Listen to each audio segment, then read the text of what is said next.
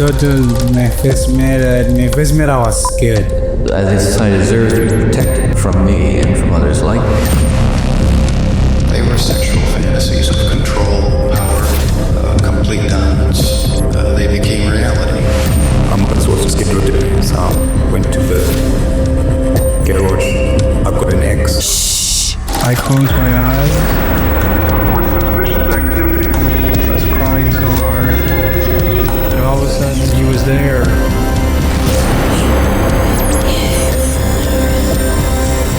was the only thing that gave me any satisfaction. I am a human being and I killed human beings.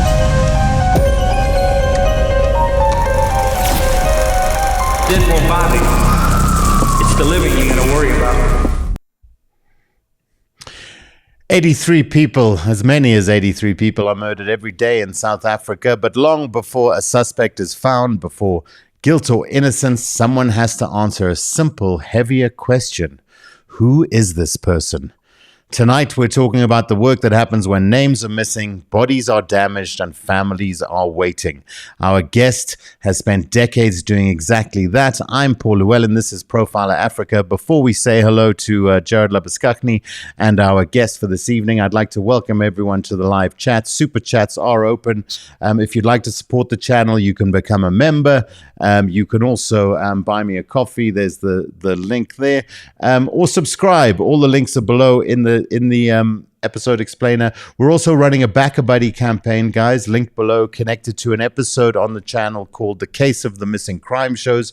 Please do go and check it out. It explains essentially, using public court filings and our stated position why a number of our long-form crime documentaries disappeared this past August from the channel and why they're now back.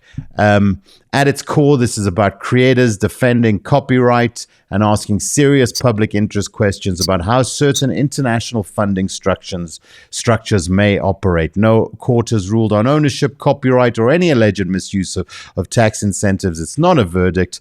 And BackaBuddy funds go only toward legal and court-related costs so we can keep the legal process open and seek clarity through proper channels. So go check out the video, and if you'd like to support us, please do that.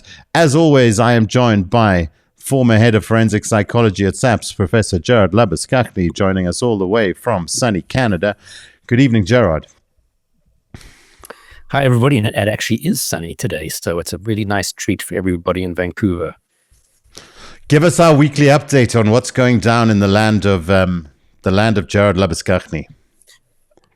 I don't know if it was after last week's episode, but we had that mass shooting at a school. Did we mention that? We last briefly week? mentioned it. Yeah. What's been some of the kind of aftermath of that?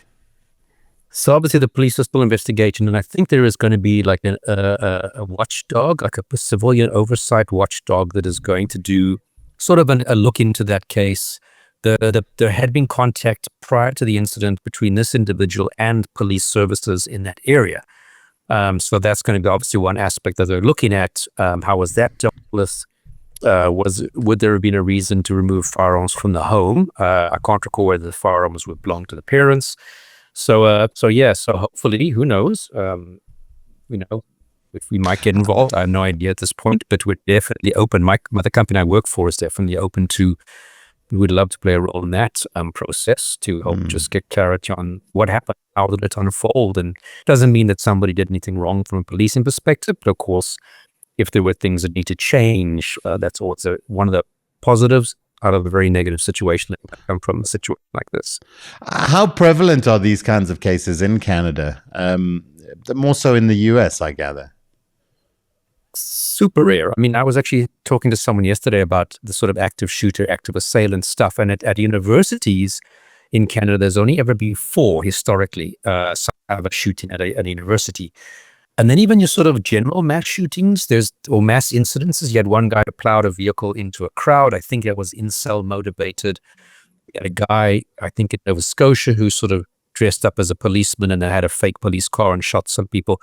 So you really don't get a lot. I mean, it's definitely not near the level of the US, but Canada also, after the more recent shootings, I think 2 or 3, 4 years ago, it's literally now impossible to buy a handgun in Canada. You might be able to get a shotgun or a rifle, but there's also like some competency process, exams, vetting, etc. But a handgun, like a pistol or a revolver, even for sports shooting, it's almost like it's so difficult to get a handgun. So, that I think does influence the picture. Well, maybe we can look at covering the case, talking about it on a future episode. We certainly got some great feedback on last week's episode when we did our general Q&A as well. And I think that's something we should...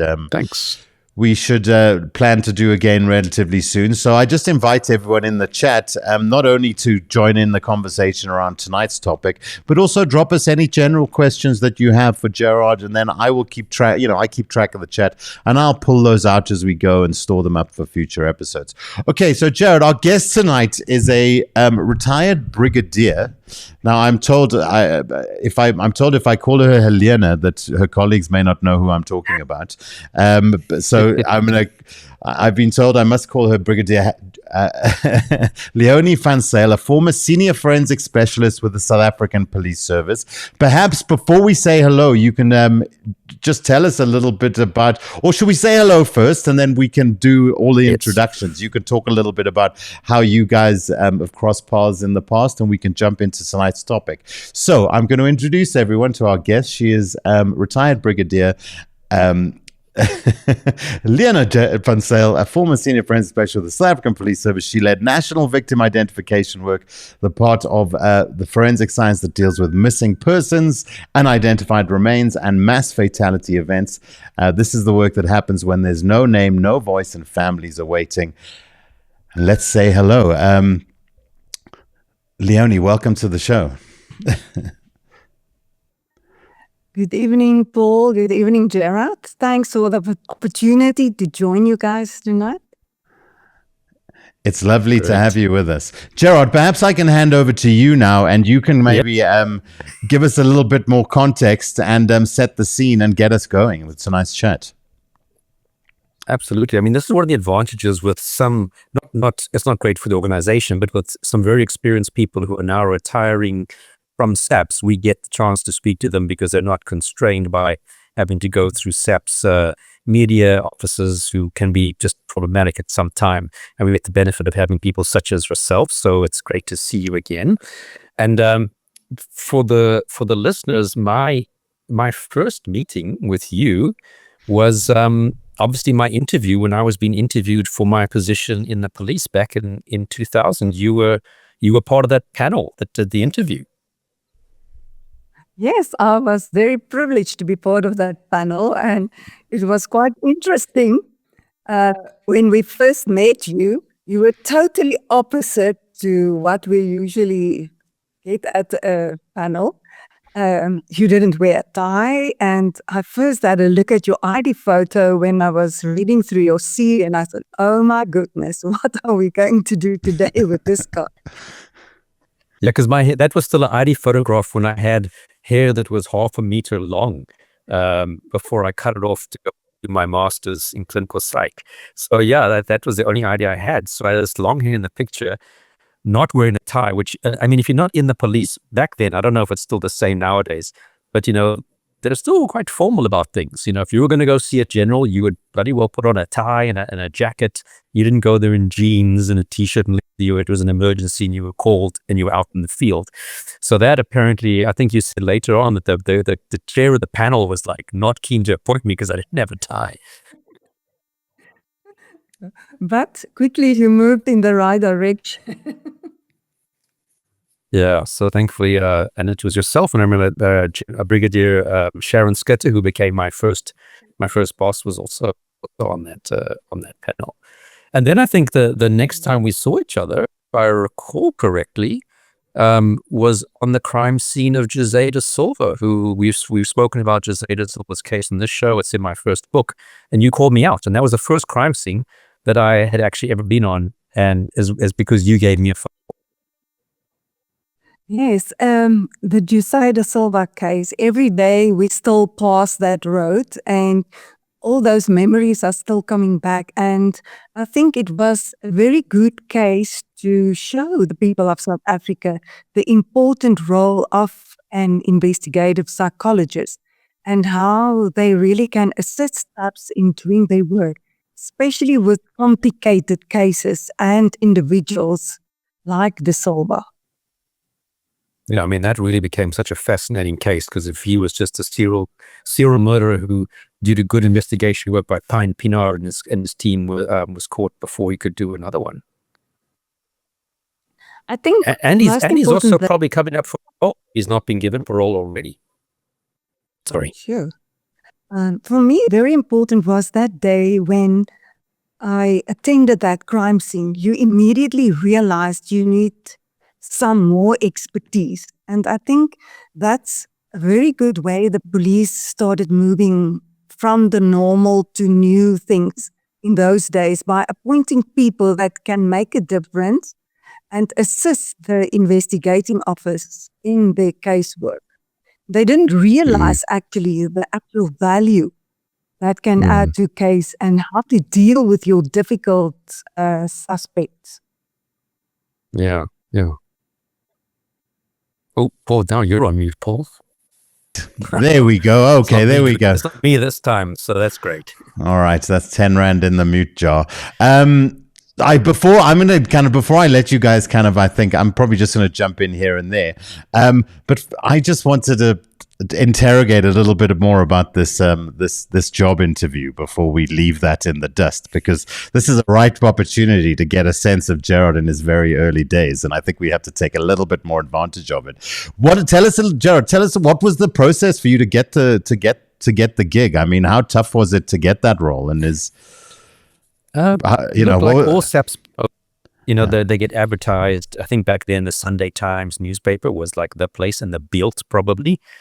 And I'd been waiting for the advert to be adverts. So I had somebody, I was actually overseas at the time when it was advertised. I was working in the UK for 4 months, but I had someone scouring the newspaper every Sunday, and somebody saw it, cut it out, and said, this is the details. And I applied, got all my stuff ready from overseas.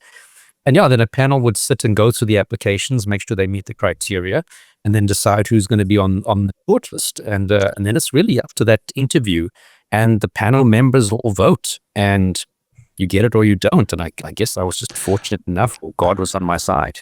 And Leoni, how many people would have applied for that role? Do you recall? What was the competition like?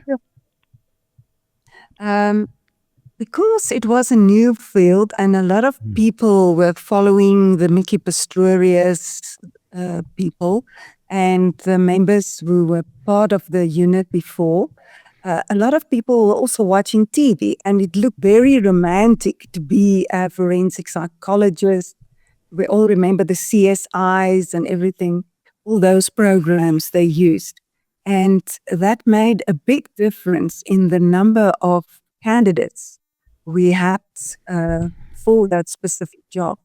And there you look at different aspects, the qualifications, the experience and everything. And at the end of the day, you end up with a short list of 5 people.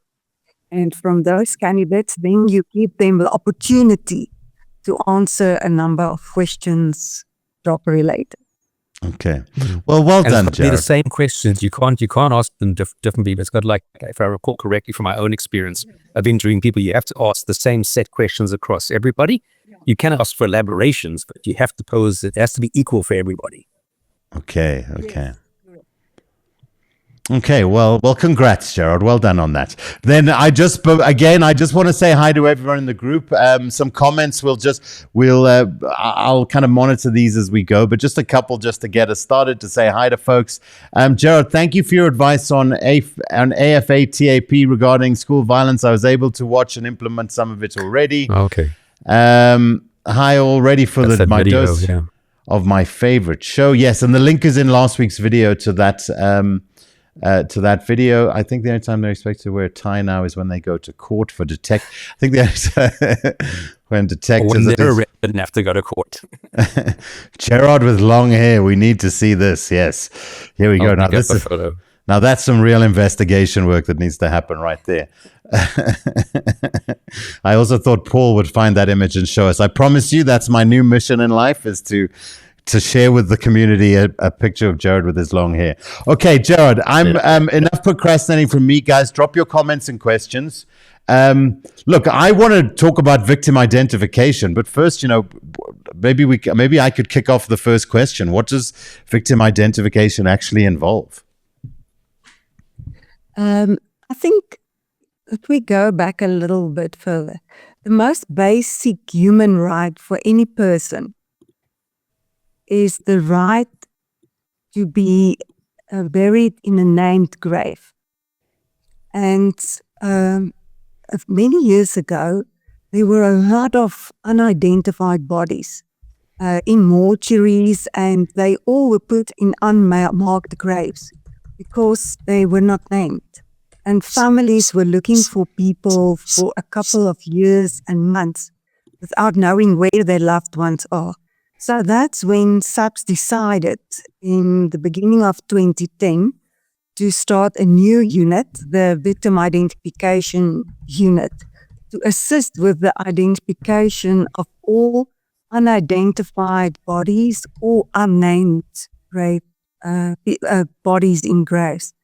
And also linked to that is disaster victim identification.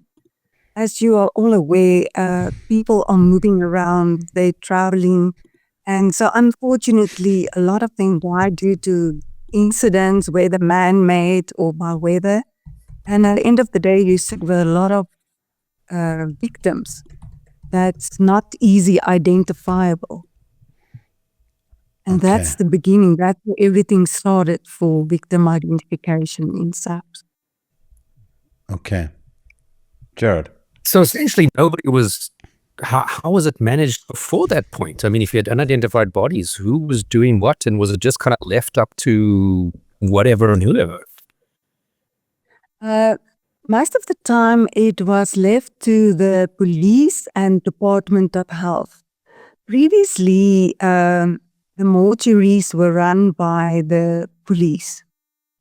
And then later on, it changed that Department of Health took over the responsibilities of the mortuaries. And then there were a lot of changes. And previously, you had to rely also on the technologies and methodologies available to ID unidentified persons. Because if you look at your primary identifiers, it's your fingerprints, DNA or dentals. And then you get your secondary identifiers, for example, tattoos, clothing, jewelry, injuries, and also wounds and scars.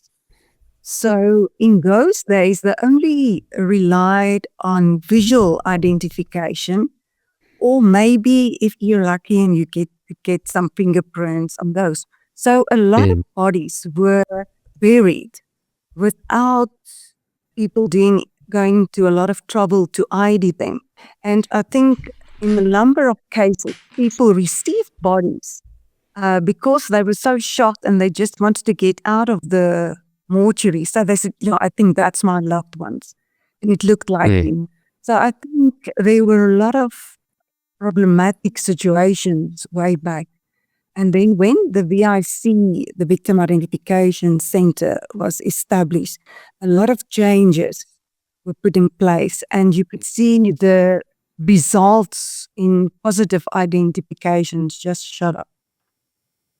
So you almost sounds like you're saying it was a mixture of a change of technology that we didn't used to have 15, 20 years ago, and also the fact that the mortuaries now shifted to sort of a civilian control. It just seemed to be the right time for something like the VIC to be created. Yes. And I think very important is that the police need to be part of that process, because you have the background of what happened on the crime scene, or in most cases where this body is coming from.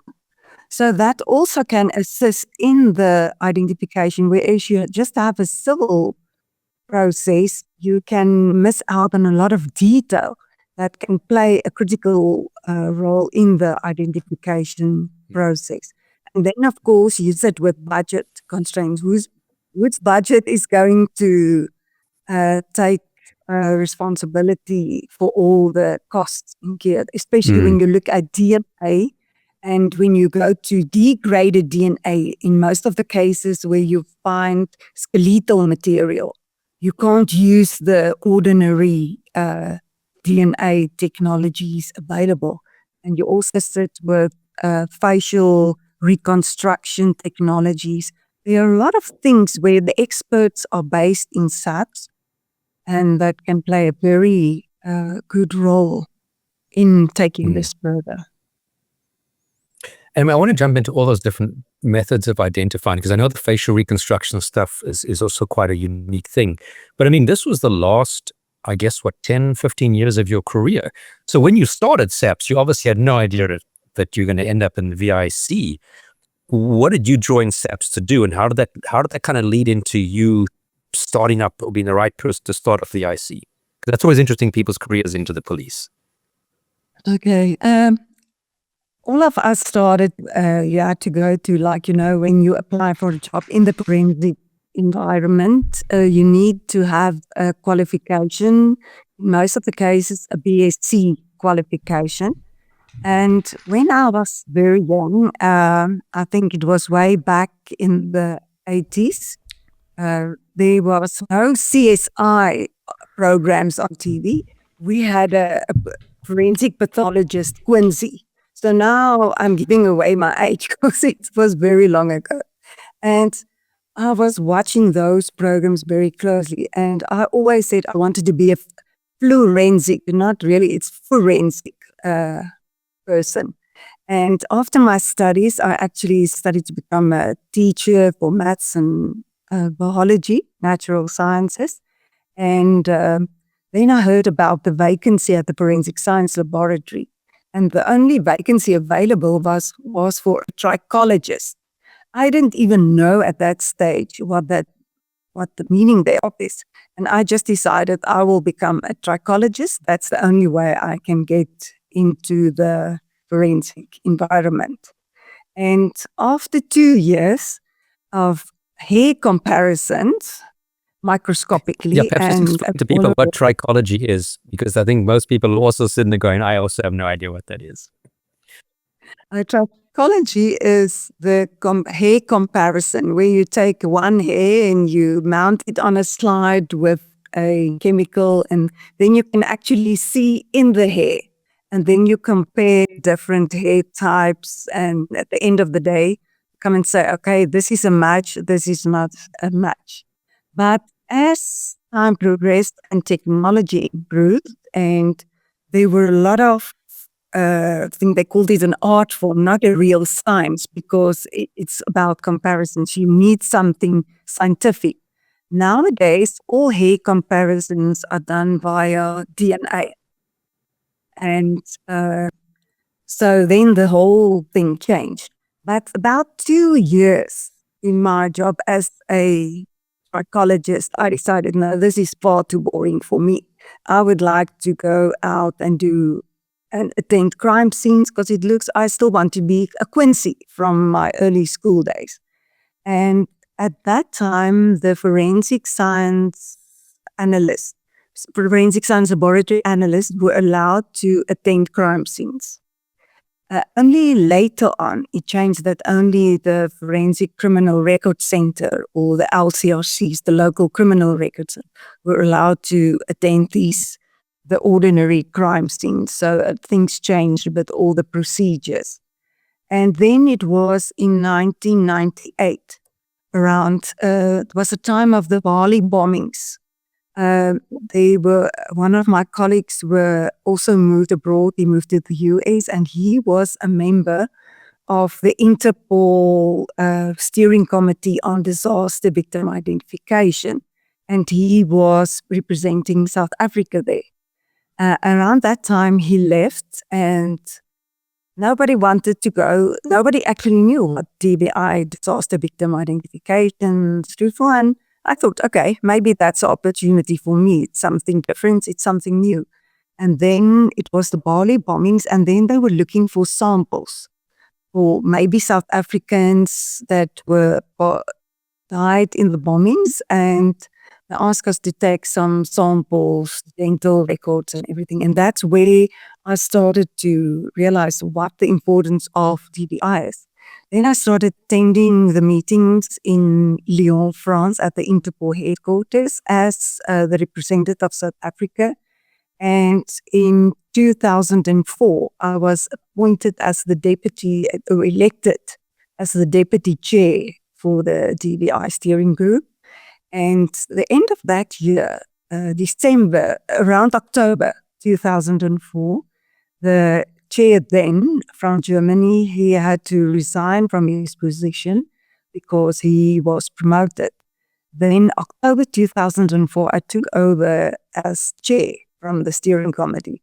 And then we all remember December 2004, it was the Thai tsunami in Thailand with all those fatalities.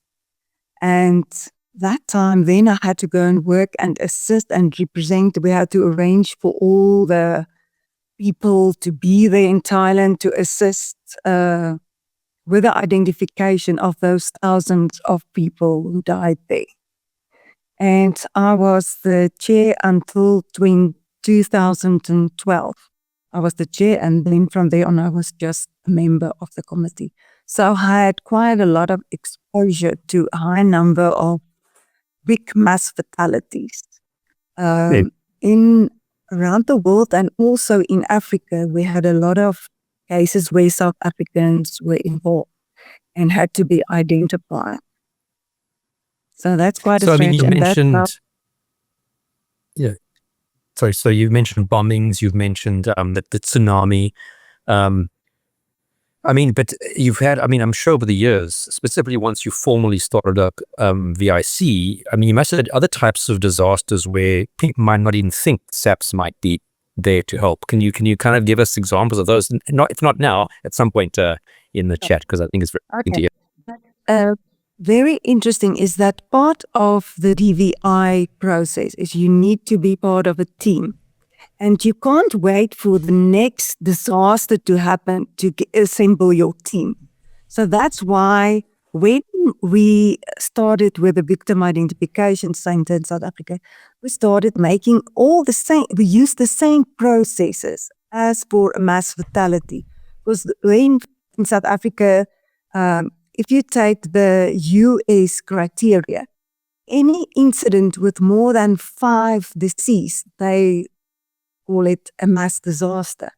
Now, I think in South Africa, we're so used over at least in once a month, you get a motor vehicle accident where your minibus taxis are involved.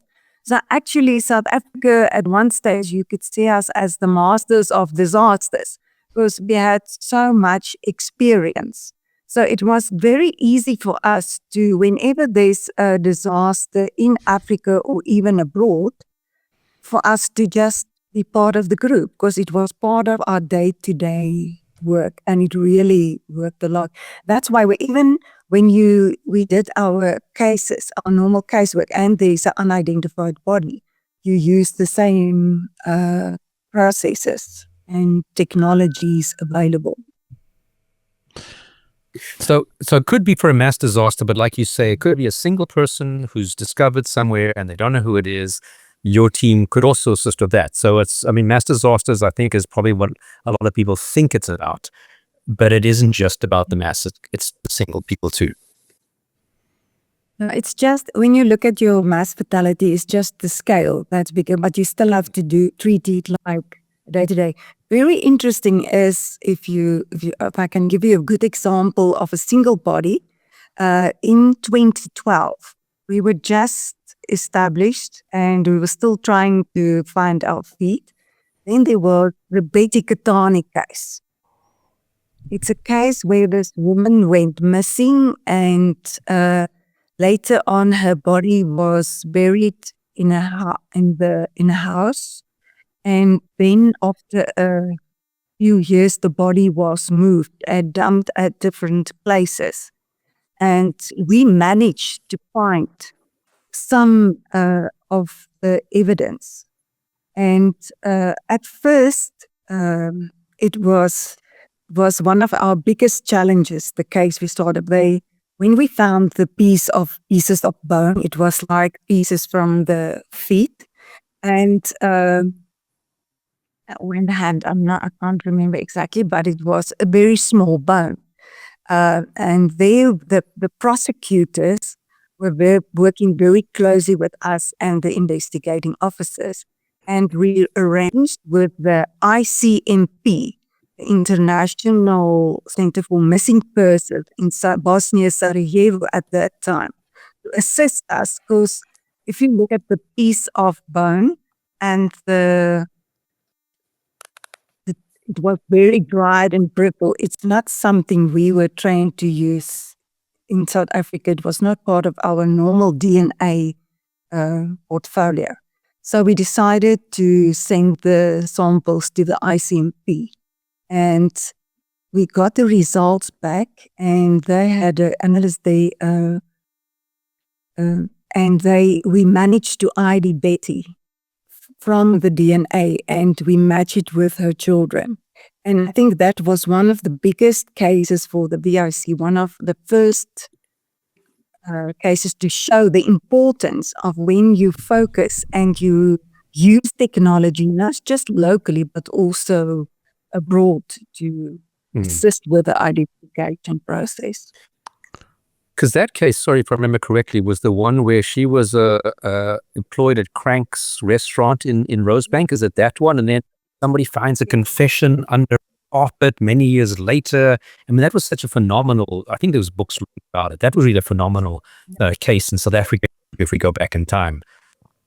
Yes. And we had Dr. Tom Parsons. He's currently in Vietnam, part of a project there with the missing persons in Vietnam. And he was the DNA analyst who testified in this case and helped to put the people behind bars responsible. We are still waiting for 2 additional accused to come to court.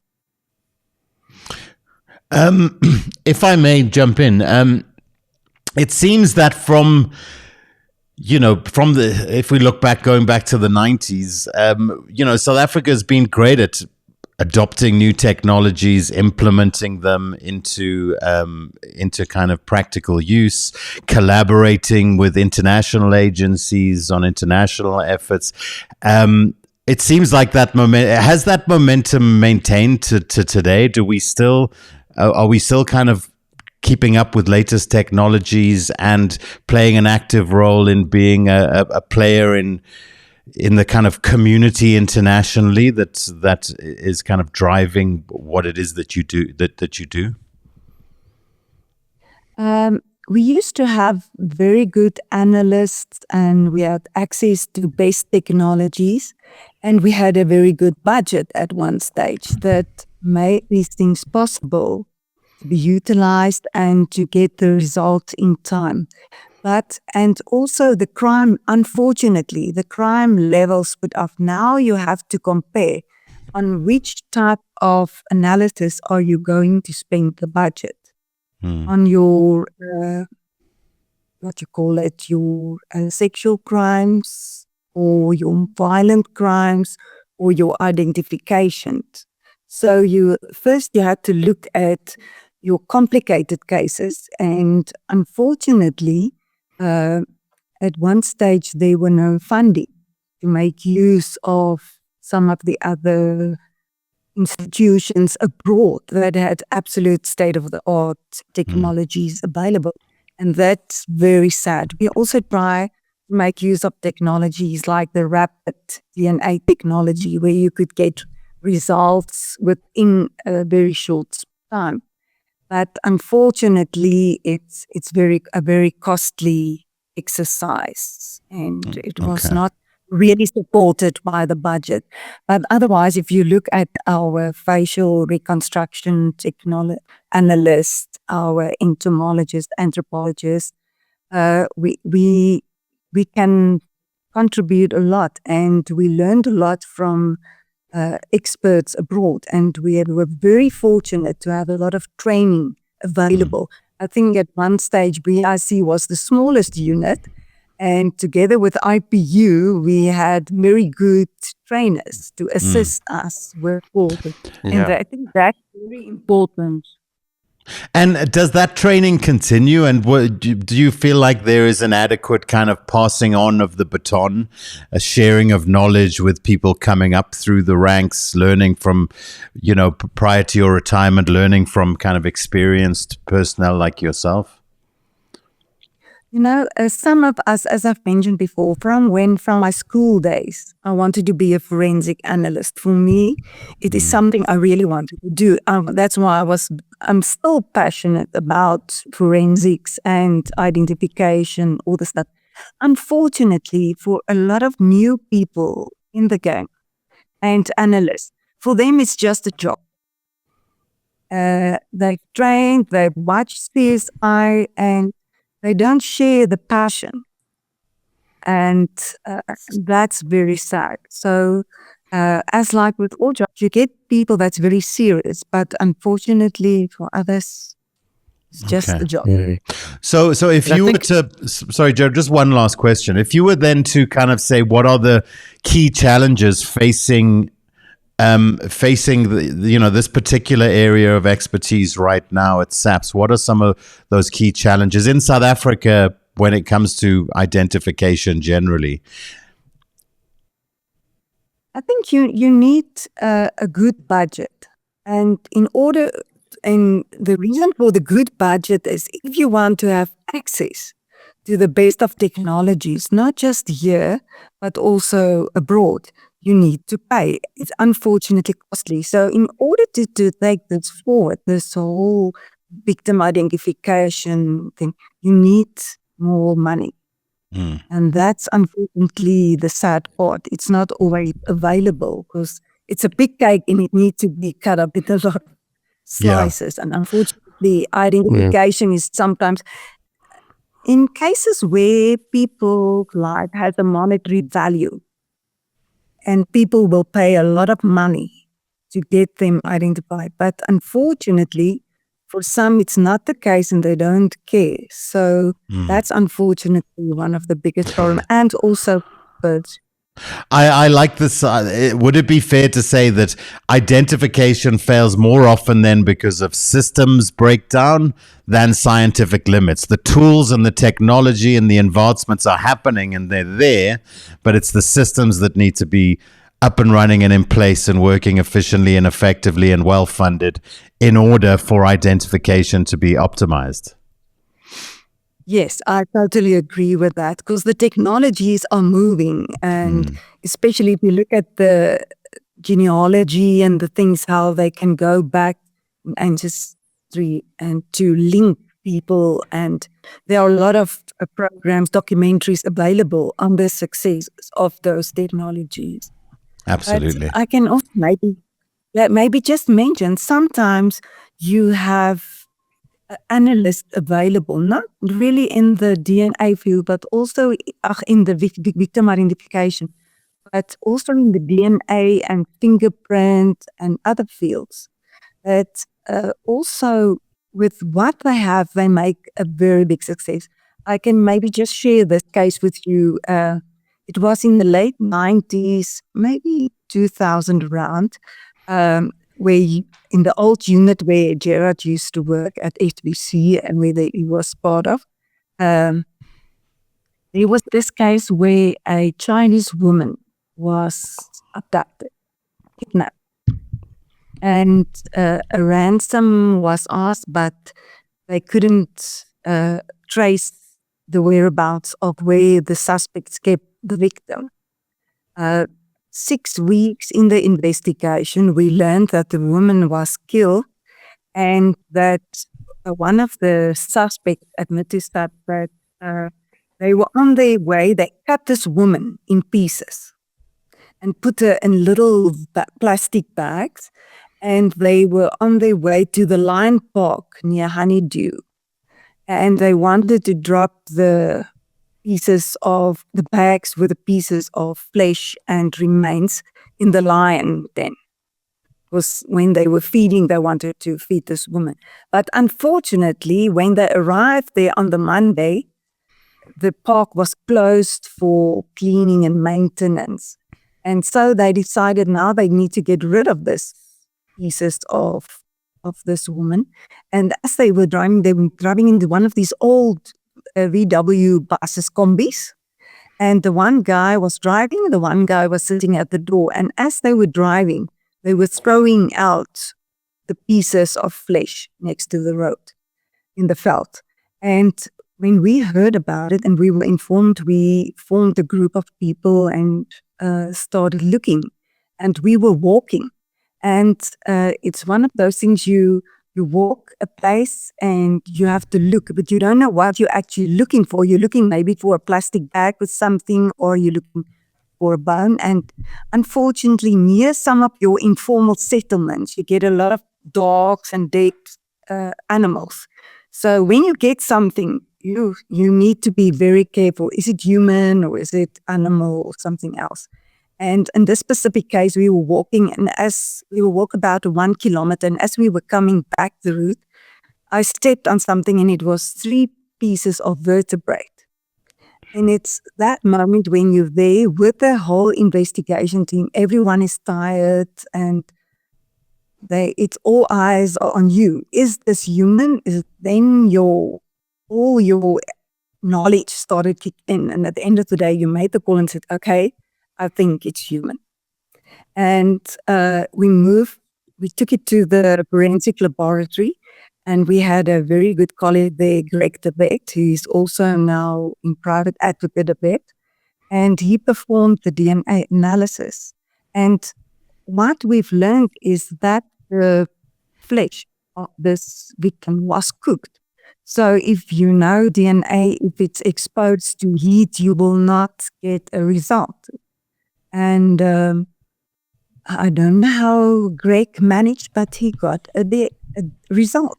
And it just shows you sometimes you don't have the best of technology, but you have analysts and colleagues with a lot of perseverance. They don't stop until they have a good result. Yeah.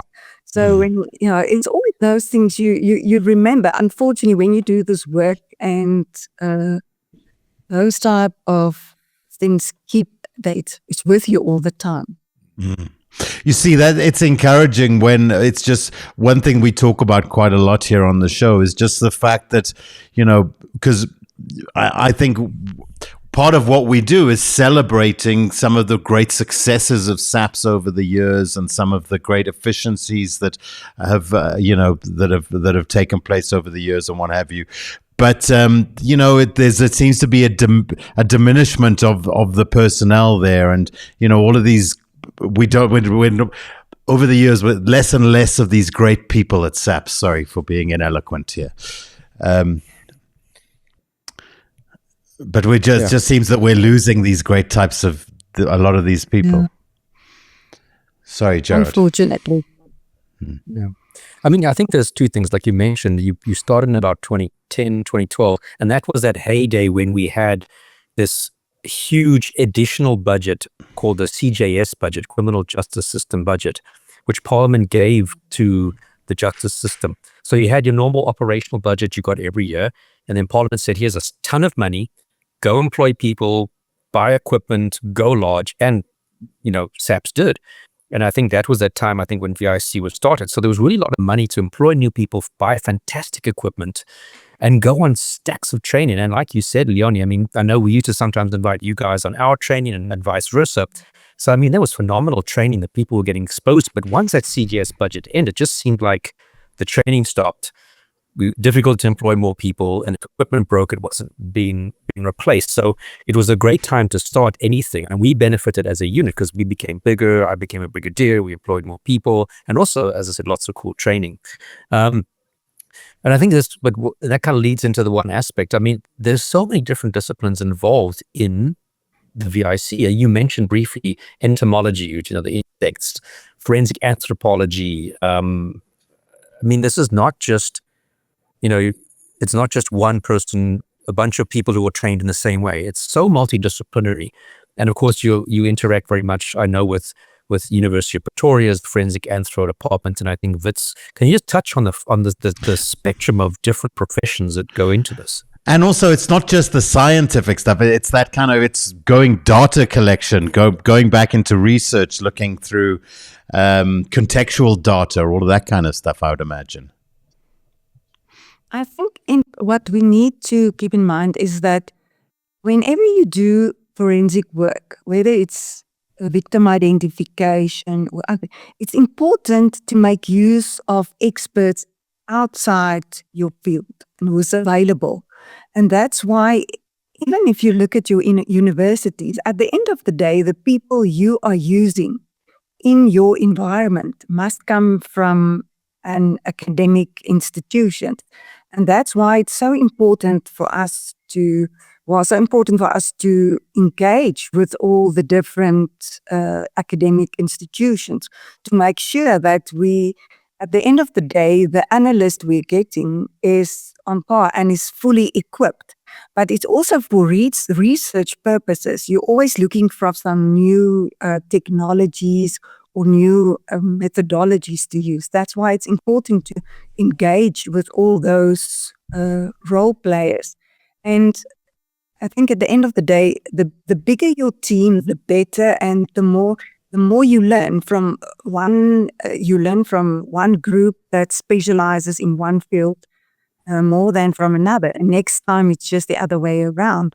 And for me, I think the whole concept of crime investigation has changed when we started using investigative psychology. And at the end of the day, if you add the victim identification, because with your serial cases, and so a number of individuals only popped up later, your missing persons or your thing. And so at the end of the day, if you work together, at the end, your results will be so much bigger. And I think, unfortunately, there's a drop now with all the investigating officers not being exposed to all these technologies and expertise available for them to utilize in cases. Are there backlogs currently? I mean, for things like DNA results and things like that. Before you retired, what were some of the challenges there with regards to just the delivery of the service to the everyday detective? There were a lot of, as we all know, and as we currently experienced in our town, you have maintenance problems. And unfortunately, most of the laboratories and so are in government buildings. And a lot of them were not fully maintained over the years. And that also now contributing to the big backlogs that the members are experiencing in some of the laboratories and environments. Because the people responsible for the upgrades of the air cons and the water access and everything never did that. Now you have the best of technology and you have funds available. Environment is not conducive for doing all the results. And that's also a part of your budget constraints. You also sit with that environmental factors impacting on your work. And that also contributing to the backlogs currently in the environment scope, because it's not user-friendly. Okay. Gerard, I was going to go to some of the questions and some of the comments from the chat now, if that's okay. All right. So, hi, everyone. Thank you for tuning in if you're joining us for the live. Let's jump in with Dioretta van der Vente. She asked, were you involved in the 9/11 victim identification at all? Were we involved in that at all? We were not involved, but I must say one of my colleagues, she's currently the head of VIC, Brigadier Rousseau. She worked in New York at the New York Medical Examiner's Office on some of the samples that were still, and it's amazing. I was there in 2012 when we had the 10-year celebration. And it was amazing to see how they are still trying to identify some of the victims or pieces of remains of those victims after all these years. But we were not directly involved. Which there were no South Africans. Which is maybe makes this an opportune time for me to ask one of the questions I was going to ask you. And that is, one thing that we talk a lot about the serial cases here on the channel. And, inevitably, if there's 10 victims, 5, 6, 7 of them will be unidentified. Is there an effort to, do we continue to identify victims from cases that have been settled, that somebody's been prosecuted? That is there an effort to continue to try to identify people who are kind of on the record, but we don't know who they are? Maybe I can use a very good example. You all remember way back in 1989, we had the Van Rooyen girls, all those missing girls. In those days, we didn't have DNA technology as like we're using today. So in most of those cases, we used samples. We kept the samples. And as the new technology is implemented, the samples are used with those technologies to see maybe if we got results. But unfortunately, over the years, the technologies changes. And for DNA, we used way back, we call it the HLDK alpha, where we use strips. And then the technology moved on to STRs. But if you got a result and on the samples in the one type of analysis, you can't use it in the next version or the upgrade. And that in those days, you need a lot of sample to get a result. So you use most of the samples. With the new technologies, you can only use a small block nowadays to get the exact same. And that's why a lot of people ask us, why is nothing happening? But in most of the cases, all the samples were already depleted. Are using the old technology that's not compatible. And so in some of the cases, if there are bones or still samples left, and you can go back, because I remember when we had some new technologies, we always go back to the old cases, and maybe we can use it, because that will be a good indication of the effectiveness of those technologies we had. And always kept, we tried to collect as much as possible, because we had an incident where a train between small town in the countryside, the Kroonstad, there was the Shulzaloza mile that was there in an accident and a lot of people died. And up until now, there's still one victim.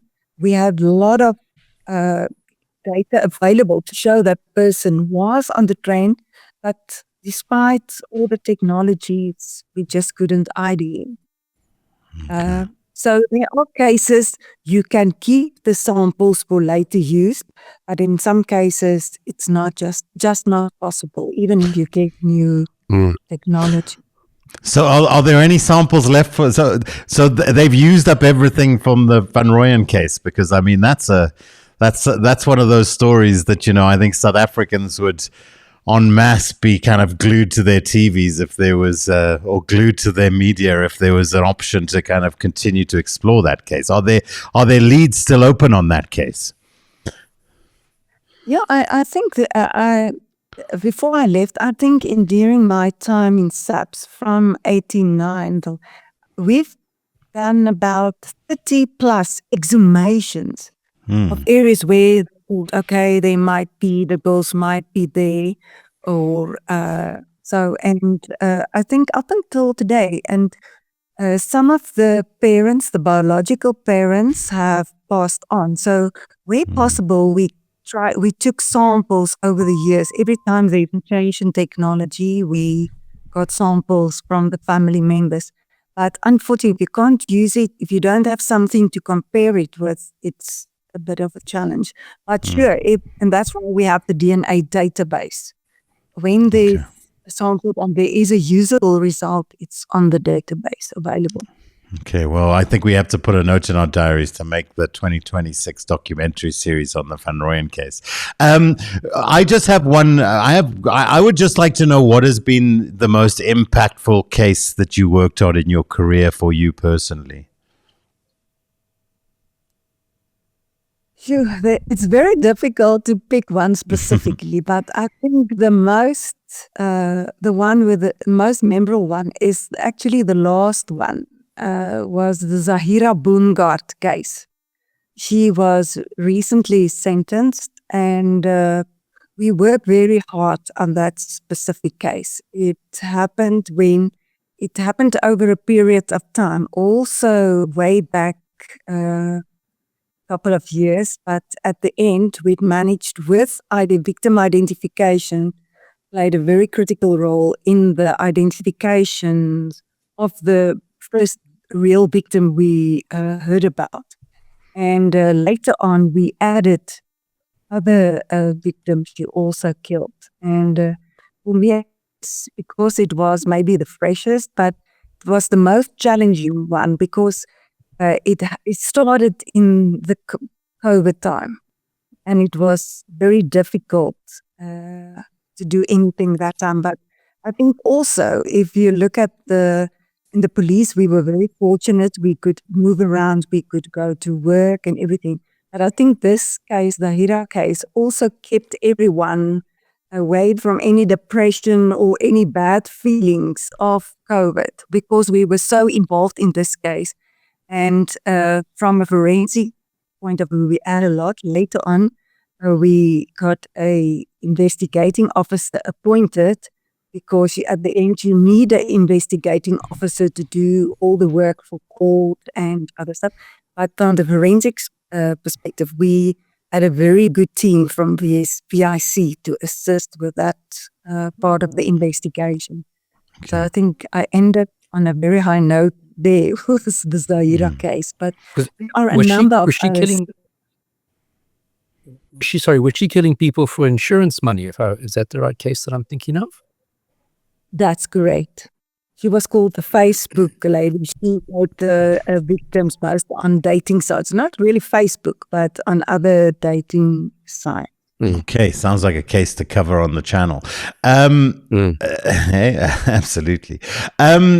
Are you optimistic about the trajectory that victim identification is taking in the country, and that we will manage to overcome some of the challenges, and that there is still the will and the expertise at SAPS to kind of get us over whatever humps currently exist?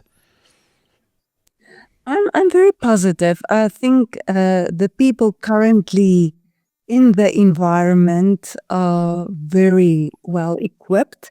And I think it's a very special group of people because it's not everyone who can deal every day with dead people, with grieving families you have to visit and to collect. And that's why it's important that SAPS need to look at that people, not just from the budgetary ways, but also from a wellness side, to look at the psychological effects of those people working there.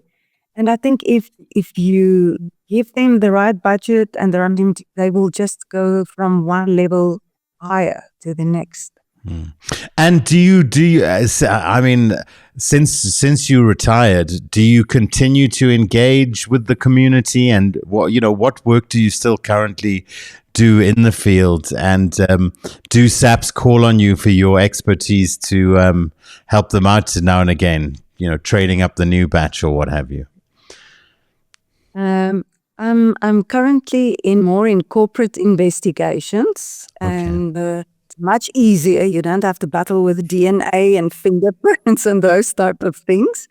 I'm also still connected to the international DBI environment, and from time to time we still engage. I'm not currently involved with SAPS with any of the BRC training or involvement, I think I've finished my last court case now for SAPS. So yeah, I was up until now. I was still very busy and active. Okay. But that seems to be so common where SAPS, once you retire or resign, they don't make use of you anymore for anything, which I always think is such a sad attitude to have. But that seems to be what it is. Gerard, we need to wrap up pretty soon because I know that you've got a day ahead of you there in Canada. But if I may just go to a couple more quick fire. Let's just try a quick fire on comments and questions from the folks. First of all, okay, here we go. Gabe plays too. Tomorrow's my birthday. Could I get a happy birthday shout out from the team? Gerard, do a happy birthday. You go, Gerard. Happy birthday, Gabe. Happy birthday, Gabe plays too. Have a great day tomorrow. Hi to Marius joining us again. Okay, we're getting lots of birthday messages here. Here we go. Marius says, nice to see my retired commander again. One of our regular viewers there, Leoni. Waiting for him to retire so we can get lots of stories from him too. Exactly. Thank you, Christine Harris, for your contribution. We appreciate you so much. Let's see. I want to get to a question. What are the primary risks of citizen sleuths contaminating remains or scenes, and does their involvement ever render evidence inadmissible for formal DVI? How much of a problem are our growing true crime, at-home investigators?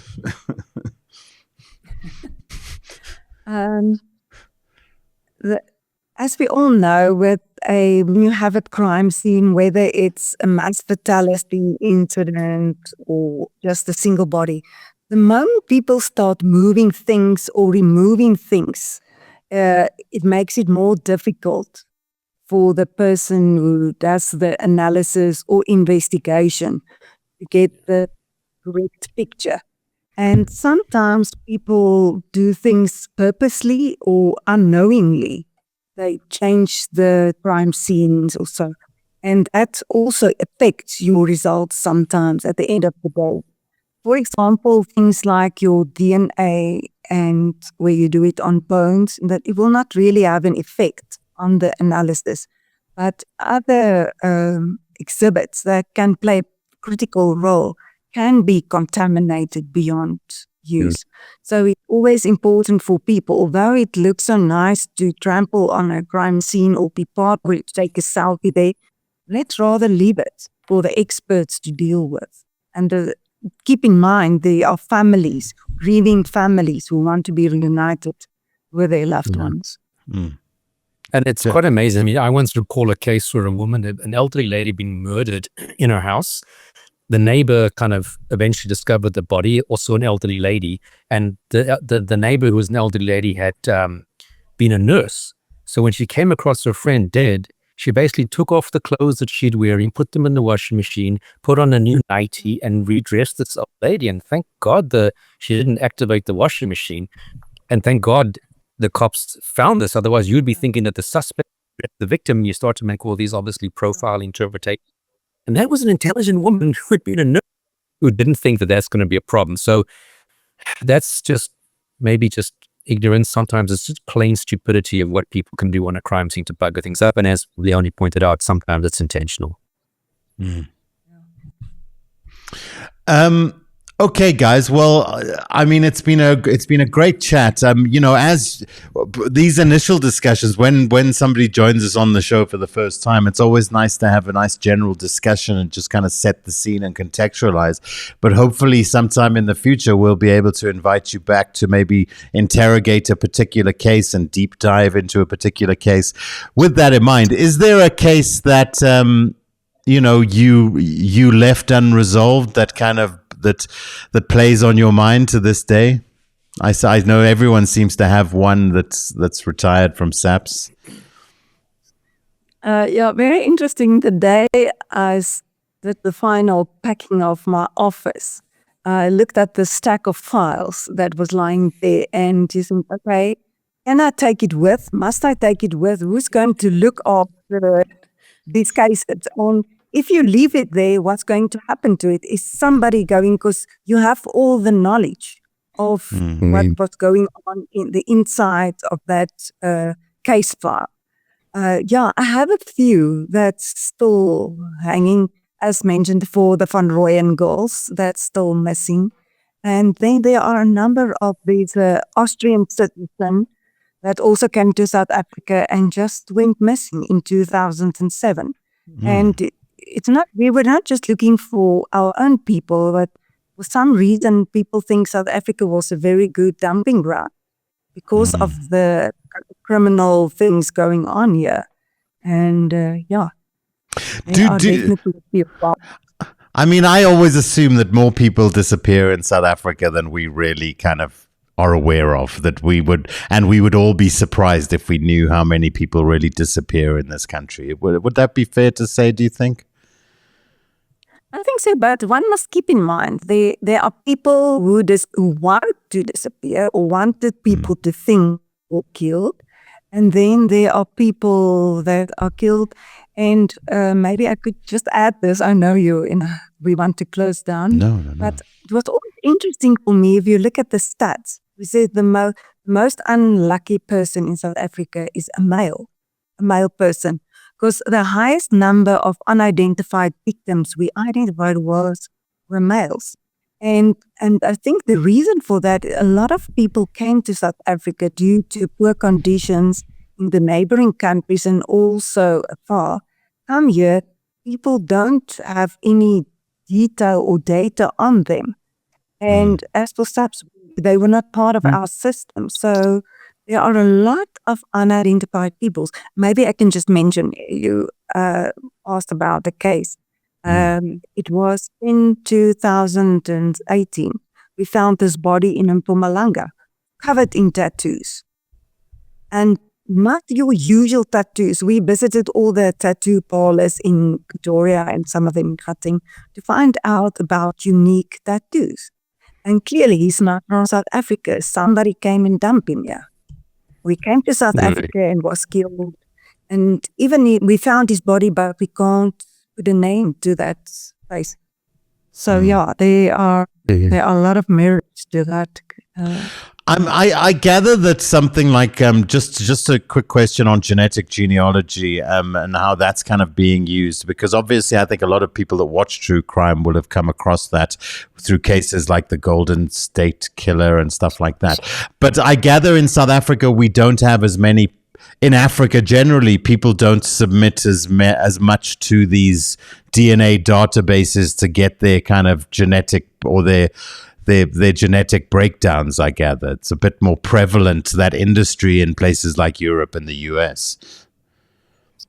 Yeah, I wish we had something in South Africa, but it's also a costly exercise. And people don't have money. Your people that's in your high crime victim valley, don't have that kind of money to do that test.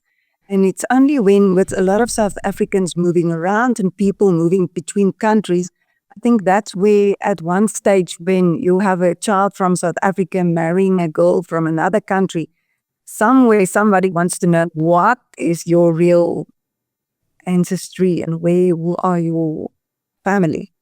And I think that's why a lot of people abroad is currently doing those type of tests and get those results in a bank. Well, guys, Marius has said here, I had a few commanders in my career so far, and retired Brigadier Van Zyl, the best by far, very passionate about DVI and support in criminal investigations. So you certainly left a good mark with your folks there at SAPS, Brigadier. Thanks. Gerard, any final comments, questions? No, I mean, this is something the depth of this conversation could go on for like multiple episodes, because we haven't even got into the specifics about working through a particular case. What are the options? What are the benefits of that? So, I think there's so much to this topic we could speak for a long time, but I think it's been great. Thank you so much. And who knows, maybe we might be able to convince your husband, who is also himself a legend in the investigation world from SAPS, Van Zyl. Many of us might have heard that name before. So he might want to talk about some working back in the 80s and as a detective. I think he was murder and robbery, if I'm not mistaken, or some of his old SAPS cases, or maybe some of them cases he's worked on as a private detective. That might be an interesting angle. So who knows? Good one. Yeah, lot more experience and very interesting. I maybe share this. Many moons ago, we've worked cases together without knowing at the end of the day we were working really together. We were just assisting. So thank you. Nobody gets away with anything in the Van Zyl house, that's for sure. Eh? You got to be on your best behavior. Thank you so much, Leoni, for taking the time to join us tonight. We really appreciate it, and for just sharing your kind of wealth of experience. Like Gerard says, I mean, I feel like I looked up and it was 9 o'clock and we just finished the introduction to the episode and we've been chatting for an hour already. And I do agree that I think we can hopefully invite you back for a number more episodes. You know, I think the one thing that we're all about is also just continually trying to make people aware of what some of the successes and challenges are in our policing environment, and trying to drum up that kind of interest so that more and more young people are realizing that there is an opportunity to go into these fields and to kind of do their bit in solving some of the challenges that we have in South Africa, you know? So we'd love to have you back again. Thanks a lot. Great. Thank you, Gerard. Have you got how's the rest of your day looking? You got an exciting week planned? Oh, you've muted yourself. There we go. Now Gerard's muted himself. There, I'll unmute you. Wait, no, I muted you. There we go. Are you back? Okay. Yeah, I'm just looking at my diary. It's sort of case consults about threat cases, webinars, yoga in between, and taking my dog to the vet. Yeah, you can. Well, guys, I hope that whatever you're both doing this week to kind of help to solve some of the, solve crime out there in the world, I hope it's very successful, and that you have a great week ahead. And thank you so much. Thank you, Leoni. Thank you, Gerard. I'm just going to sign off now and do a little bit of admin and say goodnight to everyone. Thank you, everyone, for tuning in. As always, please do take a look at our video where we talk about our missing crime shows. We would like to get your support on that. One thing I want to do just before, because now Gerard's typing. Let's see if Gerard's still there. I'm going to bring him back to our 2-shot here. I'm sure he's there, because there's something that we managed to pull together, which is super important before we wrap up the episode. I should have plugged this as soon as it came to light, just so that we were guaranteed that everyone would 100% be sticking around for the end of the episode. But guys, I've got an absolute treat for you, for the diehard fans of Profiler, who stuck around right to the end of the show. I'm going to put up a screen now. You guys are just going to love this. Are you ready? So we spoke a little bit about Gerard with long hair. And guess what?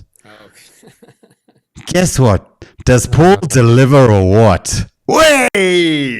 Okay. Just some backstory, just so people understand. That was 1993. I was in university. I was at a fancy dress party. I think I'm wearing hospital scrubs.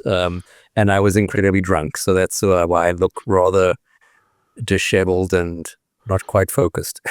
With my goatee and my long hair, yeah. So that's kind of a bit neater, but that's kind of like what the photograph looked like on my police application. Just the hair was combed and washed, but hanging down like this.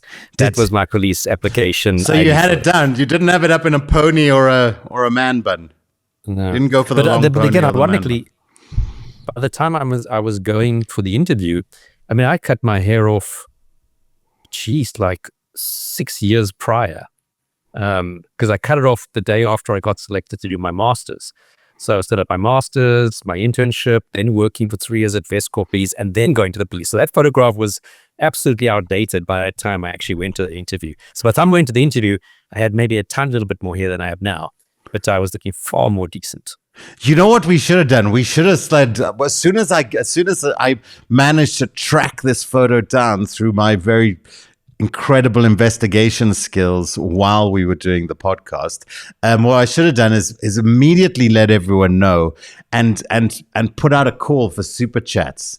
You know what I mean? I'm only going to show it if you guys can't. We would have made a killing on this episode and probably paid off the lawyers for the court case and the whole shebang.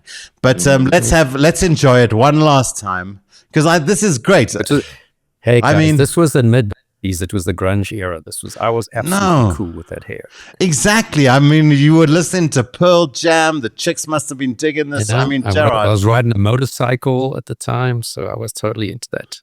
No, man. I mean, we know that you're the most gorgeous man in crime. I mean, I say thank goodness you don't have those beautiful long locks anymore, because, you know, it wouldn't be fair on other men, you know?